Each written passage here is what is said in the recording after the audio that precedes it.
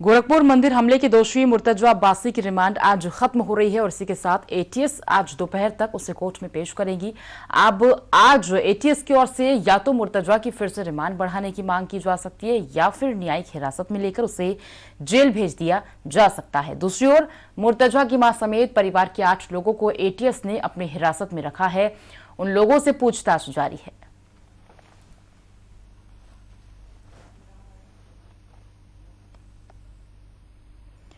अरशद जमाल गोरखपुर से हमारे संवाददाता हमारे साथ जुड़े हुए हैं। अरशद, क्या हो सकता है आज? या तो इसकी रिमांड बढ़ाई जा सकती है या फिर न्यायिक हिरासत में से भेजा जा सकता है।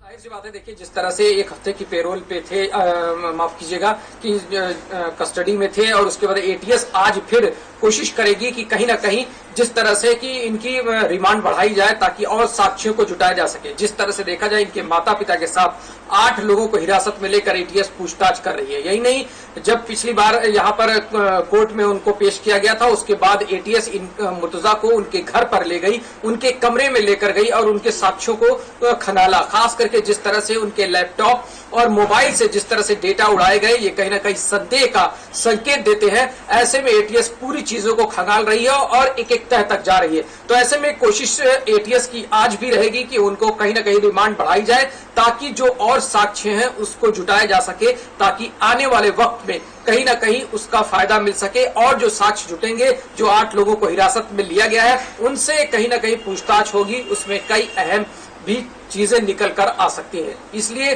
कहीं ना कहीं आज एसीजेएम कोर्ट में जब पेश किया जाएगा तो रिमांड बढ़ाने की कोशिश की जाएगी कि कुछ और दिनों की रिमांड मिल जाएगी। बिल्कुल अरशद, देखिए अब तक क्या कुछ सुराग पुलिस के हाथों लग पाए हैं, क्योंकि एटीएस लगातार जांच पड़ताल कर रही है। इसकी मां भी जो कि लगातार पूछताछ उनसे भी हो रही है, तो क्या अब तक सुराग निकल कर सामने आए हैं? जो इसके दोस्त थे, कुछ 3 से 4 दोस्त, उनके भी कनेक्शन कहीं ना कहीं निकल कर सामने आए थे। जी बिल्कुल, जाहिर सी बात है। देखिए जिस तरह से उन्होंने डेटा उड़ाया लैपटॉप का और कमरे से जो साक्ष्य पुलिस ने पाया, और खास करके एटीएस जिस तरह से उन साक्ष्यों को खंगाल रही है, इसीलिए जब दोबारा कोर्ट में पेश हुए और उसके बाद रिमांड बढ़ी, उसके बाद एटीएस इनको लखनऊ ले जाने की जगह कुछ देर के लिए गोरखपुर रोकती है और इनके घर पर ले जाती है इनको और इनके कमरे में लेकर जाती है ताकि इनसे ही इनके साक्ष्यों के बारे में पूछा जा सके, तहकीकात किया जा सके। खास करके इनके माता पिता से भी पूछताछ चल रही है। माता पिता के साथ और भी जो इनके दोस्त हैं, जो और लोग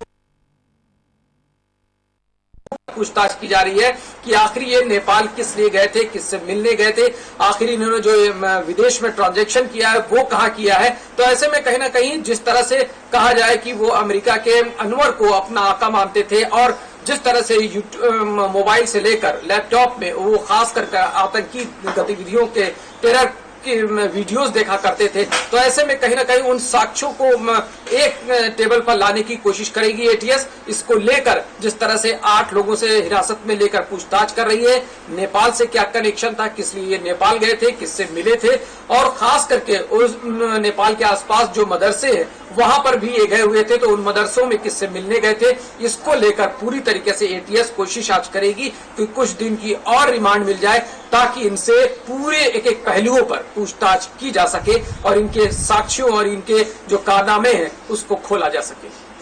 ठीक है अरशद, बहुत बहुत शुक्रिया करेंगे इस पूरी जानकारी को हम तक साझा करने के लिए।